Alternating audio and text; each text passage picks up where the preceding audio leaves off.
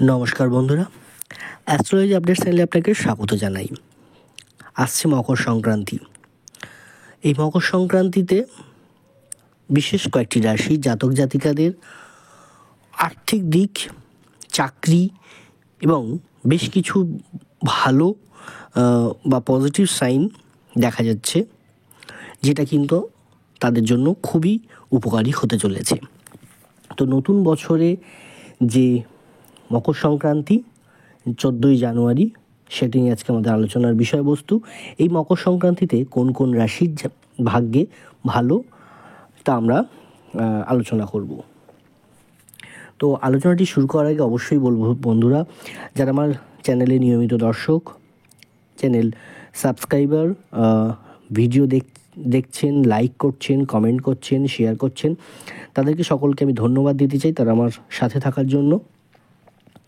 আর অবশ্যই যারা এখনও সাবস্ক্রাইব করে উঠতে পারেননি তাদের জন্য বলবো অবশ্যই চ্যানেলটি সাবস্ক্রাইব করে নিন, যাতে প্রতিটি ভিডিও আপনাদের কাছে পৌঁছে যায় সময় মতো। বেল আইকনটি প্রেস করে রাখুন যাতে প্রতিটি ভিডিও সময় মতো পৌঁছে যায়।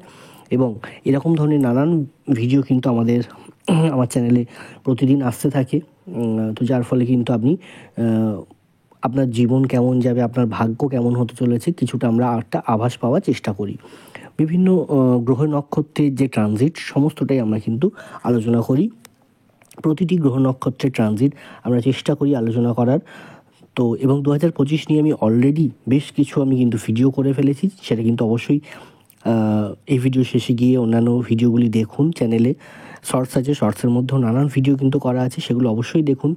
দেখলে নিশ্চয়ই জানতে পারবেন আপনার রাশি অনুযায়ী কোনটা ভালো কোনটা খারাপ, সেগুলো কিন্তু অনেকটা বুঝতে পারবেন। যাতে প্রতিটি ভিডিও কিন্তু তার জন্য দেখতে হবে, তাহলে কিন্তু অবশ্যই আপনি জানতে পারবেন।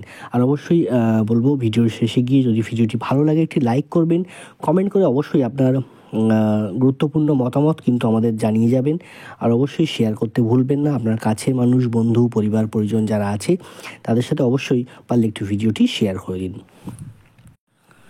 তো আমাদের এই আলোচনায় যে বিষয়বস্তু হচ্ছে মকর সংক্রান্তি। এই মকর সংক্রান্তিতে কিন্তু কিছু রাশির জীবনে সুখ আসতে চলেছে, কারণ এই শীতের পার্বণ মকর সংক্রান্তি। পৌষ মাসের শেষে শুরু হবে মাঘ মাস। পৌষ মাসের শেষ দিনটিকেই বলা হয় মকর সংক্রান্তি, সেটা আমরা সবাই জানি কম বেশি। পরের দিন থেকে শুরু হবে মাঘ মাস। এবছরে পৌষ সংক্রান্তি বা মকর সংক্রান্তি পড়েছে কিন্তু 14ই জানুয়ারি।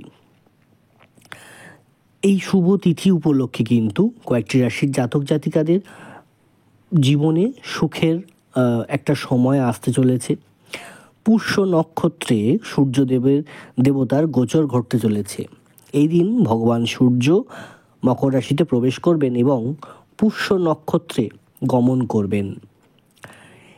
এই ভগবান সূর্যের বা সূর্যদেবের এই ট্রানজিট, এই যে পরিবর্তন, এই পরিবর্তনের ফলে কিছু রাশির জাতক জাতিকাদের জন্য খুবই শুভ এবং উপকারী হতে চলেছে কিন্তু।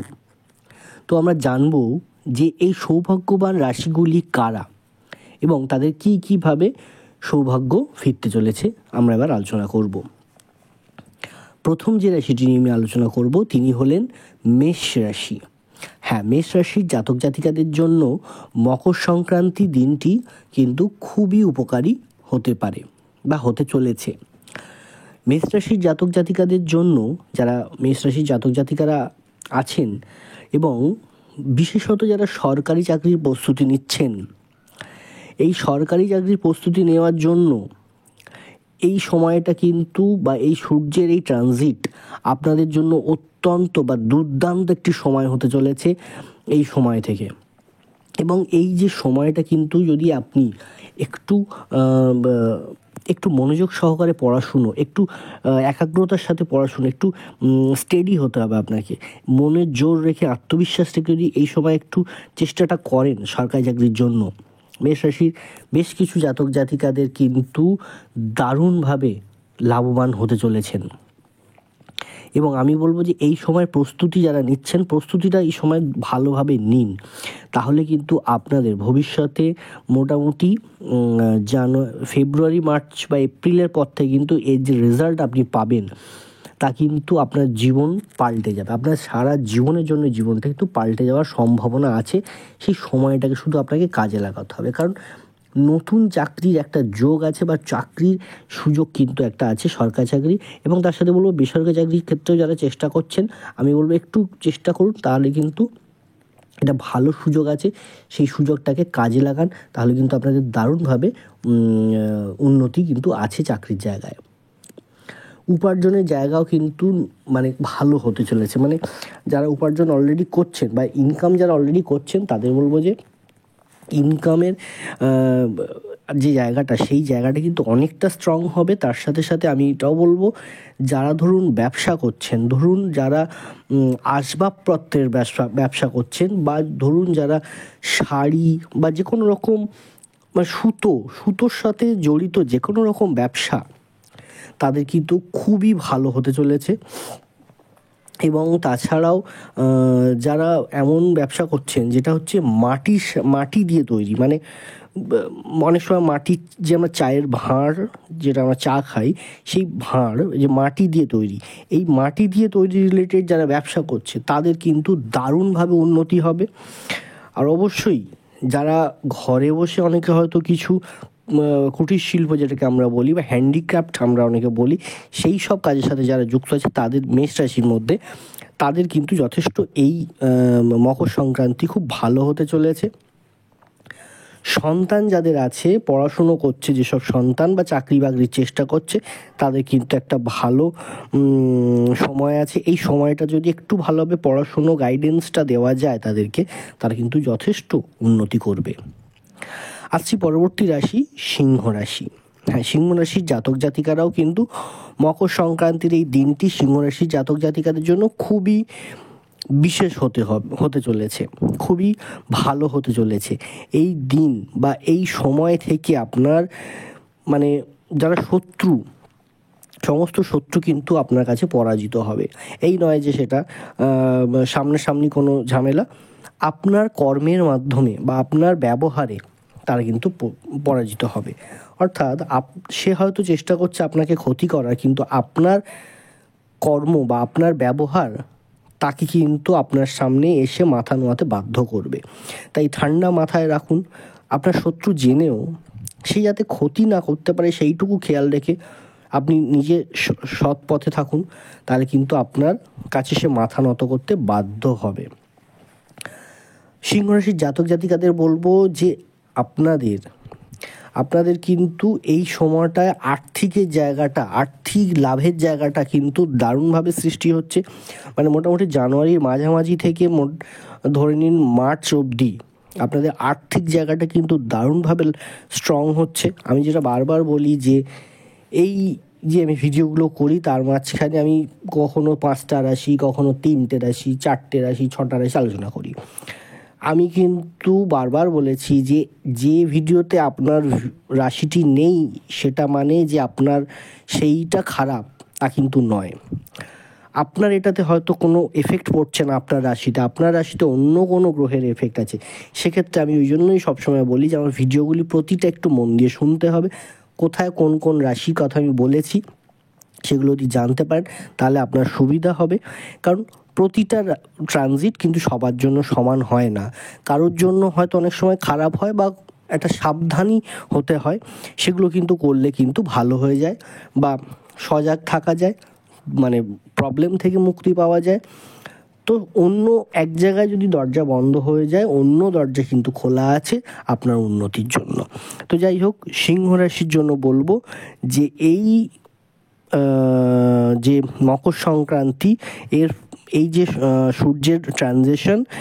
সূর্যের ট্রানজিট, তার ফলে কিন্তু আপনার জীবনের বলুন বা আপনার এই ফেলে আসা 2024 বছরটি বলুন, যে সমস্ত অমীমাংসিত কাজ কিন্তু আপনি করে রেখেছেন, হয়তো শুরু করেছেন কমপ্লিট করতে পারেননি বা শুরুই করতে পারেননি, যে ভালো কিছু একটা জিনিস আমি শুরু করতে পারছি না, এই রকম অবস্থায় যা কিছু পড়েছিল বা পড়ে আছে তা কিন্তু 2025-এর প্রথম 3-4 মাসে কিন্তু তার একটা ভালো অগ্রগতি আসবে এবং সেটা ভালোভাবে সম্পূর্ণ হবে বা ভালোভাবে শুরু হবে। আসছি পরবর্তী রাশি, মকর রাশি। হ্যাঁ, মকর রাশি, মকর সংক্রান্তিতে মকর রাশির জাতক জাতিকাদের জন্য অত্যন্ত গুরুত্বপূর্ণ হতে চলেছে এই সূর্যের ট্রানজিট। মানুষের জীবনে, মকর রাশির মানুষের জীবনে অনেক পরিবর্তন আসতে চলেছে, যা কিন্তু আপনাদেরকে জীবনে সাফল্য এনে দেবে, যা কিন্তু আপনাদেরকে আপনার জীবনের আর্থিক সমস্যাকে অবসান ঘটাবে, আর্থিক সমস্যার অবসান কিন্তু ঘটাবে। এবং এই সময় কাউকে খুব বেশি বিশ্বাস করবেন না, মানে কাউকে অন্ধবিশ্বাস করবেন না, সোজা ভাষায় কাউকে অন্ধবিশ্বাস করবেন না, এটা কিন্তু ক্ষতি হতে পারে আপনার। তাই যে কোনো মানুষকে যা কিছু তার সাথে বলছেন, নিজের খুব গোপন কথা কারোর সাথে শেয়ার করতে যাবেন না, বা যা কারোর থেকে কোনো কথা শুনছেন বা পরামর্শ নিচ্ছেন সেগুলো শুনুন, শুনে 10বার ভাবুন যে এইটার খারাপ কি ভালো কি। সেই কি বললো তার থেকে বড় কথা আপনি কতটা বুঝতে পারছেন, আপনি কতটা জানেন, সেগুলো করুন, নিশ্চয়ই ভালো হবে। মকর রাশির জাতক জাতিকাদের জন্য এটাও বলছি যে আগামী 6 মাস এই যে ট্রানজিট, আগামী 6 মাসের মধ্যে কিন্তু মকর রাশির বেশ কিছু জাতক এবং জাতিকাদের যাদের বিবাহ চেষ্টা চরিত্র চলছে কিন্তু হচ্ছে না, তাদের কিন্তু বিবাহ যোগ আসছে, বা বিবাহ একটা যোগাযোগ হবে যেখানে কিন্তু সম্বন্ধ ঠিক হতে পারে, বা একটা বিবাহের সম্পর্ক স্থাপন হতে পারে, এমনও কিন্তু দেখা যাচ্ছে। এবং যারা আইনি বিষয়ে ঝামেলায় ফেঁসে রয়েছেন বা ঝামেলায় ফেঁসে গিয়েছিলেন, তাদের বলবো যে সেই আইনি বিষয়ের ঝামেলা থেকে যদি আপনি সঠিক হয়ে থাকেন তাহলে কিন্তু আপনি সাফল্য পাবেন এবং আপনার কিন্তু ভালো হবে, এবং আইনি সেই ঝামেলা কিন্তু আপনার পক্ষে যাবে, অর্থাৎ আপনার দিকেই ফেভার থাকবে। এই ছিল বেসিক্যালি 3টি রাশির জন্য আজকে আমার আলোচনা। মকর সংক্রান্তিতে পৌষ মাসের এই সূর্যের এই ট্রানজিট, তা কিন্তু এই 3টি রাশির জন্য অত্যন্ত ভালো হতে চলেছে। তো অবশ্যই ভিডিওটি যদি ভালো লাগে একটি লাইক করুন, কমেন্ট করে আপনার মতামতগুলো একটু দিয়ে যাবেন, কারো কিছু জানার থাকলে একটু বলবেন, নিশ্চয়ই আমি চেষ্টা করব কোনো ভিডিওতে তার উত্তর দেবার। আর অবশ্যই আপনার কাছের মানুষ, বন্ধু, পরিবার পরিজনের সাথে একটু শেয়ার করতে ভুলবেন না ভিডিওটি। এখানেই শেষ করছি। নমস্কার, ধন্যবাদ, ভালো থাকবেন।